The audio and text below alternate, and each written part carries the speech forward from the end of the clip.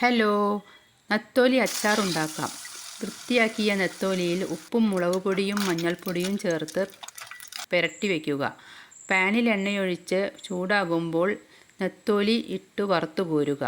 വീണ്ടും ഒരു പാൻ അടുപ്പിൽ വെച്ച് എണ്ണയൊഴിച്ച് ചൂടാകുമ്പോൾ കടുക്, ഉലുവ എന്നിവയിട്ട് പൊട്ടിക്കുക.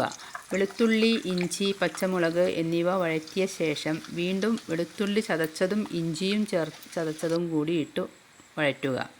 അതിനുശേഷം വലിയ 2 ടേബിൾ സ്പൂൺ മുളക് പൊടിയും മഞ്ഞൾപ്പൊടിയും ഇട്ടു മൂത്തു വരുമ്പോൾ ഒരു ഗ്ലാസ് സുർക്ക ഒഴിക്കുക.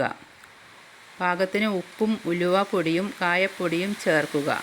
ശേഷം മീനും ചേർത്ത് നന്നായി മിക്സ് ചെയ്യുക. സൂപ്പർ നത്തോലി അച്ചാർ റെഡി.